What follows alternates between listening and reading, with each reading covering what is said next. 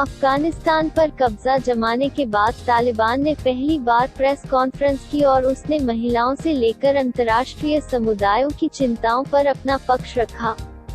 तालिबान ने मंगलवार को इस्लामी कानून के तहत महिलाओं के अधिकारों का सम्मान करने का वादा किया और अपना विरोध करने वालों को माफी देने तथा सुरक्षित अफगानिस्तान सुनिश्चित करने की घोषणा की।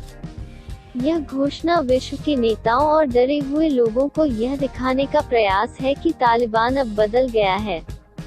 कुछ ही दिनों में पूरे अफगानिस्तान पर कब्जा करने लेने वाले तालिबान के प्रवक्ता जबीउल्लाह मुजाहिद ने कहा कि संगठन के लड़ाके किसी से बदला नहीं लेना चाहते और सभी को माफी दे दी गई है।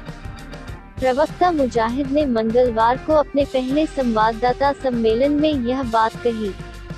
तालिबान के पिछले शासन के दौरान महिलाओं के जीवन और अधिकारों पर कड़ी पाबंदियां देखी गई थीं। ऐसे में तालिबान प्रवक्ता के इस बयान को काफी अहम माना जा रहा है। मुजाहिद ने यह भी कहा कि तालिबान चाहता है कि निजी मीडिया स्वतंत्र रहे, लेकिन उसने इस बात को विशेष तौर पर रेखांकित किया कि पत्रकारों को देश के मूल्यों के खिलाफ काम नहीं करना चाहिए। उन्होंने वादा किया कि विद्रोही अफगानिस्तान को सुरक्षित कर लेंगे। साथ ही कहा कि जिन लोगों ने पिछली सरकार या विदेशी सरकारों या बलों के साथ काम किया उनसे वो कोई बदला नहीं लेना चाहते। तालिबान ने कहा कि वे अन्य देशों के साथ शांतिपूर्ण संबंध चाहते हैं।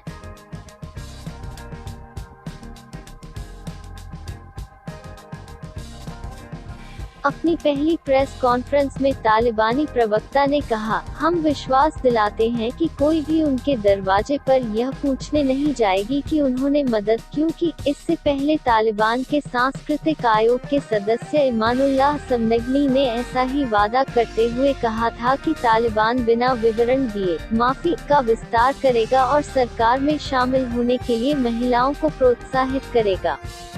प्रवक्ता ने इस बात पर भी जोर दिया कि अफगानिस्तान किसी दूसरे देश को निशाना बनाने के लिए अपनी जमीन के इस्तेमाल की अनुमति नहीं देगा।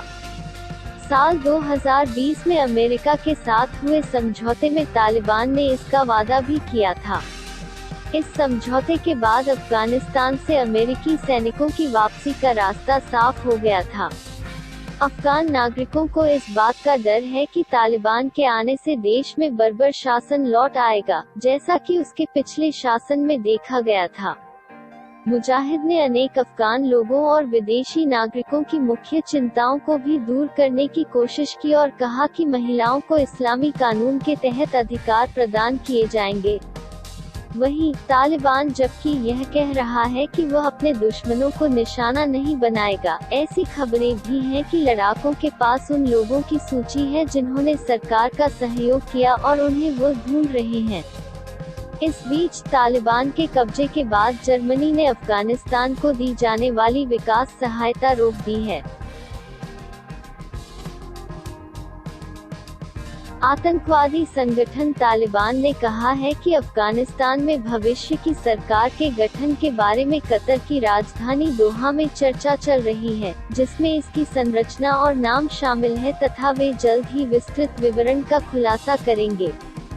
तालिबान के एक उच्च पदस्थ अधिकारी ने टोलो न्यूज को बताया कि उनका नेतृत्व दोहा में चर्चा में व्यस्त है और अंतर्राष्ट्रीय समुदाय तथा अफगानिस्तान के राजनीतिक दलों के संपर्क में है। तालिबान के राजनीतिक उपनेता मुल्ला अब्दुल गनी बरादर ने कहा कि यह तालिबान के लिए परीक्षा की घड़ी है। उसने कहा कि इस समय हम एक परीक्षा का सामना कर रहे हैं क्योंकि अब हम लोगों की सुरक्षा के लिए जिम्मेदार हैं। ब्यूरो रिपोर्ट CFI समाचार।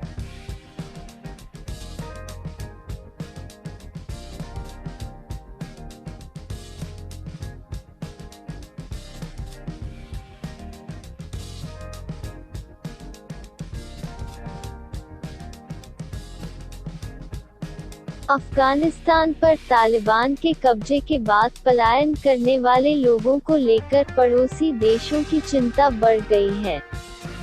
दरअसल अफगानिस्तान के नागरिक सुरक्षित ठिकाने की तलाश में किसी भी तरह से देश छोड़ना चाहते हैं। कई लोग तजाकिस्तान, उज्बेकिस्तान, ईरान, तुर्की और पाकिस्तान की ओर भाग रहे हैं। लिहाजा तुर्की ईरान से लगे बॉर्डर पर 295 किलोमीटर लंबी दीवार बना रहा है, ताकि अफगान शरणार्थियों को रोका जा सके। तुर्की के अधिकारियों के मुताबिक इस बॉर्डर पर अब सिर्फ 5 किलोमीटर का काम बचा है। बाकी के हिस्से पर दीवार खड़ी कर दी गई है। तुर्की में पहले से ही सीरियाई शरणार्थी लाखों की संख्या में मौजूद हैं।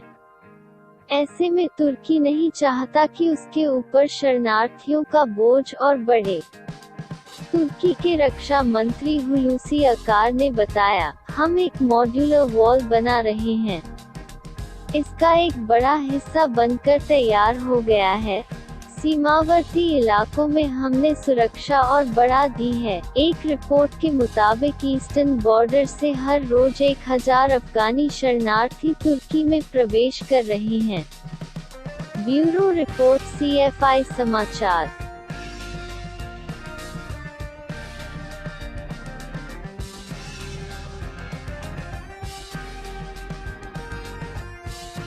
सर्बिया के राष्ट्रपति अलेक्जेंडर वुसिक ने मंगलवार को ट्विटर को डोनाल्ड ट्रंप की तरह अपने अकाउंट को बंद करने की चुनौती दे डाली। गौरतलब है कि अमेरिकी राष्ट्रपति डोनाल्ड ट्रंप के साथ ऐसा ही हुआ था, जब उनके नियंत्रण में कई मीडिया आउटलेट्स को सोशल मीडिया साइट द्वारा राज्य संबद्ध करार दिया गया था। वुसिक ने कहा, मैं उनके ट्विटर द्वारा अपना खाता बंद करने का इंतजार नहीं कर सकता, ताकि मैं दुनिया में एक और ट्रंप बन जाऊं। ट्विटर ने जनवरी में पूर्व अमेरिकी राष्ट्रपति के खाते को हटा दिया, क्योंकि राष्ट्रपति चुनाव हारने के बाद उनके समर्थकों ने 6 जनवरी को यूएस कैपिटल पर धावा बोल दिया था। ट्विटर ने राज्य संबद्ध मीडिया को आउटलेट के रूप में परिभाषित किया है, जहां राज्य वित्तीय संसाधनों, प्रत्यक्ष या अप्रत्यक्ष राजनीतिक दबाव और उत्पादन और वितरण पर नियंत्रण के माध्यम से कंटेंट पर कंट्रोल रखा जाता है। वुसिक ने पूछा, उन्हें किसके साथ सहयोग करना चाहिए, टाइकून, चोर और अपराधी? यह सबसे सामान्य है कि वे सरकार के साथ सहयोग करते हैं। उन्होंने कहा कि ट्विटर लेबल सेंसरशिप के अलावा और कुछ नहीं है। पूर्व अल्ट्रानेशनलिस्ट वुसिक ने 10 साल पहले सत्ता में आने के बाद से सर्बिया के मास मीडिया पर कड़ी पकड़ बना रखी है।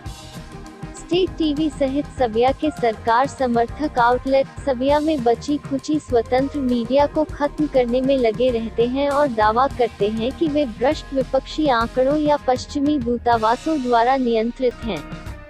वुसिक ने उन सभी मीडिया संस्थानों को बधाई दी जिन्होंने अपने खातों पर इस तरह का ट्विटर लेबल प्राप्त किया है और कहा है कि वे स्वतंत्रता प्रेमी विचारों को फैला रहे हैं।